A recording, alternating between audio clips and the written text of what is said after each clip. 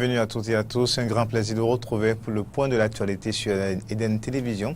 Voici les titres du journal. Promouvoir la culture béninoise à Lomé. C'est l'objectif du festival Mois de la culture béninoise à Lomé qui démarre en octobre prochain. Les initiateurs de l'événement étaient face à la presse ce mardi à Cotonou. Construction du stade Omnisport dans la commune d'Aplaroué. De Diakotomé de Dogbo, le ministre Oswald Omeki a procédé à la remise des sites aux entreprises de construction. Les détails également dans cette édition.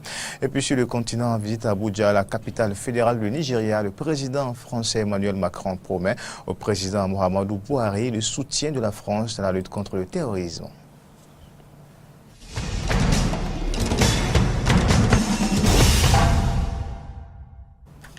Encore une fois, bienvenue à toutes et à tous. Je l'ai annoncé dans les titres, la culture béninoise sera célébrée à Lomé, la capitale du Togo, en octobre prochain pour présenter les contours de ce festival dénommé Mois de la culture béninoise à Lomé.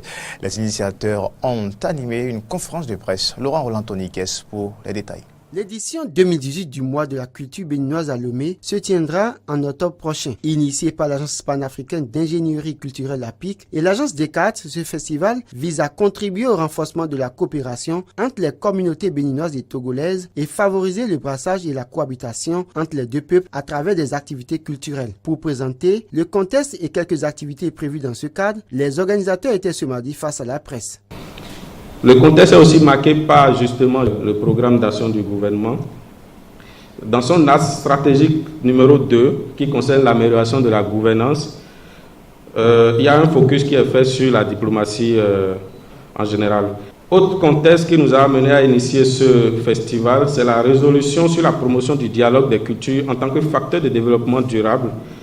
Une résolution qui a été prise à la 16e conférence des chefs d'État et de gouvernement des pays ayant le français en partage, qui s'est tenue à Antananarivo au Madagascar, les 26 et 27 novembre 2016. Nous avons prévu au total 9 activités. Il y aura des activités d'intégration et des activités de promotion de la culture béninoise, dont une exposition d'art, une conférence publique sur le thème du festival qui est la place de la diplomatie culturelle dans les relations bilatérales entre le Bénin et le Togo, une rencontre littéraire, un spectacle de danse béninoise et bien d'autres activités. Emmanuel Tomenti, directeur artistique du festival, a quant à lui présenté le point des dossiers des artistes béninois intéressés par le festival et vivant dans l'espace UEMOA. Il ressort que 58 dossiers ont été reçus, dont 55 du Bénin et 3 de la Côte d'Ivoire, du Sénégal et du Mali. Je rappelle que, entre autres, il y avait des catégories comme le cinéma, la danse, la littérature, la musique, la peinture, la photographie, la sculpture et le théâtre. Les dossiers seront traités et transmis à un comité artistique qui se chargera de faire une présélection. Et nous rappelons, a dit que seuls les artistes et groupes d'artistes présélectionnés seront contactés pour la suite pour compléter leur dossier et discuter des modalités de leur participation pour cette première édition de 2018. Nouratou Danko, représentante du ministre des Affaires étrangères et de la coopération, a rassuré les organisateurs du soutien du gouvernement. Le gouvernement de la République du Bénin a compris l'enjeu de la culture dans le développement économique du pays, raison pour laquelle le volet culture constitue un axe stratégique de son programme d'action. C'est pour cette raison que les représentations diplomatiques du Bénin dans le monde sont également mises à contribution pour révéler le Bénin sous tous les angles artistiques, culturels et touristiques. Donc, la première édition du mois de la culture béninoise à Lomé participe également de la mise en œuvre du programme d'action du gouvernement et c'est en cela que le MAEC soutient votre initiative et vous souhaite bon vent. Précisons que le coût total de ce festival du mois de la culture béninoise à Lomé est de 18 45 000 francs avec une participation sur fonds propres des organisateurs de 3 110 000 et 14 935 000 à mobiliser avec les partenaires. Le ministre Oswald Omeki a remis à l'entreprise Sino-Hydro les sites de construction des stades Omnisport dans les communes d'Aplaroué, de Diakotomé et de Dogbo. Ils étaient accompagnés pour la circonstance du préfet du Koufo et des élus communaux concernés. Reportage de Jonas Bouchi. Par ces remises de sites, le régime du nouveau départ joint l'acte à la parole pour désavouer ceux qui prennent le programme d'action annoncé par le président Talon pour de 20 mots. Les jeunes des communes d'Aplahoué, de Diakotomé et de Dogbo auront bientôt de quoi révéler au monde entier tout leur talent sportif parce que le gouvernement mettra à leur disposition d'ici 12 mois des stades omnisports de normes internationales. À la remise des sites ce lundi 2 juin 2018, le directeur des infrastructures nous précise les caractéristiques des joyaux à construire. C'est le même type d'infrastructure qu'on va mettre partout. À Plahoué, Diakotomé, ici on est à Dogbo. On aura une tribune de 3000 places, comme j'avais déjà dit, semi-couverte. On aura une piste d'athlétisme de 8 couloirs. Après ça, on aura les aires de jeux de main, handball et basket. On va suivre la clôture. Si éventuellement il y a un problème au niveau de la clôture, on aura un château d'eau, on aura guérite, on aura tout ce qu'on peut avoir dans un complexe sportif. Le préfet du Koufo fait constater que le programme d'action du gouvernement est dans sa phase concrète et au nom des populations du Koufo, il en remercie le chef de l'État. Je voudrais demander, monsieur le ministre, d'être notre porte-parole auprès du président pour dire que le Koufo est content. Nous avons remis le site pour la construction de la préfecture et des autres infrastructures connexes la semaine passée. Nous sommes d'abord à Diakotomé, nous sommes à Plahoué, nous irons tout à l'heure à Dogbo. C'est le péage qui est en train de se dérouler sur le terrain. Il faut saluer cela. Je suis sûr qu'il viendra encore surprendre le Koufo. Pour le ministre Oswald Homeki, c'est sans tambour ni trompette que le président Patrice Talon a voulu surprendre agréablement sa population. Voilà pourquoi il a préféré agir avant de parler au lieu de parler avant d'agir. Le gouvernement s'est engagé à mettre à la disposition des populations plusieurs infrastructures, dont les stades omnisports pour lesquels nous procédons ce jour à la remise de sites. Ma présence ici est celle du chef de l'État qui m'a chargé de dire aux populations qu'il tiendra tous ses engagements et qu'au lieu de parler avant d'agir, il agira avant de parler. Nous n'avons pas l'habitude de poser les premières pierres, c'est pour ça que vous ne nous avez pas vu faire des spectacles avant ce jour où nous avons bouclé la procédure de sélection de l'entreprise après de bonnes études. Nous ferons des visites de chantier et nous reviendrons ici pour faire l'inauguration d'un stade qui, comme l'ingénieur l'a dit tout à l'heure, sera conforme aux normes internationales.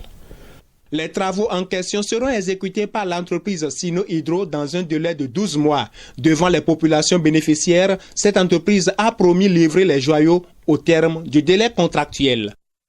Mais à cette occasion des remises des sites pour la construction des stades omnisports dans les communes d'Aplahoué, de Diakotomé et de Dogbo, les élus communaux des dites communes ont témoigné de reconnaissance au président de la République, Patrice Athanase Guillaume Talon. Écoutons-les au micro de Jonas Bouti. Trouver des bonnes infrastructures et de qualité pour pouvoir se mettre aussi à la page. Je souhaite plein succès aux travaux pour qu'au bout de 12 mois, sortent de terre des infrastructures pour accompagner la jeunesse du Koufo et celle de Dogbo. Je voudrais bien transmettre au gouvernement et au président Patrice Talon nos remerciements pour avoir pensé à la commune d'Aplahoué. Parce que c'est un honneur et une joie pour nous. Si on a pu cibler la commune que je suis en train de gérer aujourd'hui, cela doit me créer une grande joie. Et revenons à Cotonou pour suivre le porte-parole de la police républicaine à propos des cas d'arnaque et d'escroquerie. 5 cas de cambriolage déjoués par la police dans les départements du littoral et du Zou. La semaine écoulée, le colonel Pascal Odé-Louis l'a fait savoir au cours du dernier point de presse hebdomadaire à Cotonou. Propos recueillis par Seti Damien Pedro. Dans le littoral, le lundi 25 juin 2018, le commissariat central de Cotonou a interpellé un présumé auteur d'escroquerie et de pratiques de charlatanisme au quartier Bégamé. Le mis en cause, ancien camarade du fils du plaignant, a usé de manœuvres frauduleuses pour faire croire que le père de son ami serait devenu une proie potentielle de la sorcellerie. L'auteur ajoute que pour le délivrer, il est impérieux de faire au plus pressé des sacrifices et rituels pour conjurer le sort. La victime a bien évidemment mordu à la part et s'est fait soutirer la somme d'environ 5 millions de francs. Au cours d'une deuxième tentative d'encaissement d'un autre versement, il est tombé dans les mailles de la police, dans le littoral. Suite à une information, le commissariat du 4e arrondissement de la commune de Cotonou a interpellé le jeudi 21 juin 2018, aux environs de 06 heures, 2 individus en pleine opération de cambriolage dans un véhicule de marque Hyundai au quartier Missessé devant une maison privée. Le procureur a été informé, les intéressés interpellés et l'enquête est en cours. Le jeudi 21 juin 2018, aux environs de 3 heures, l'équipe de patrouille du commissariat spécial de Dantokpa a surpris et déjoué une opération de cambriolage dans un magasin si à Missebo. À la vue de la patrouille, les malfrats ont pris la fuite à bord d'un véhicule de marque Renault Saviem. Après une course-poursuite, le véhicule utilisé par les cambrioleurs a heurté un arbre et est abandonné par ses occupants.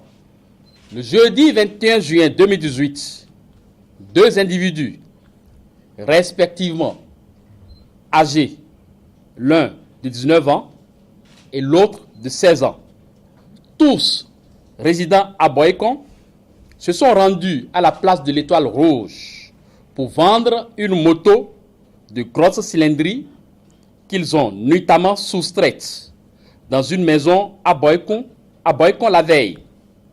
Démasqués lors de la vente et poursuivis par la clameur publique, ils ont été interpellés par le commissariat du 11e arrondissement. Ces individus ont avoué avoir cassé le pare-brise et cambriolé la voiture d'un magistrat en service à la cour d'appel d'Abomey. Une clé passe-partout a été retrouvée en leur possession. Ils ont été mis à la disposition du commissariat central de Boycon pour la suite des enquêtes. Le programme national de lutte contre le paludisme est désormais dans le collimateur du gouvernement. Des moustiquaires destinés à protéger les femmes et les enfants ont été détournés par des agents. 8 millions de tickets valeur sont à rembourser, 56 millions à justifier.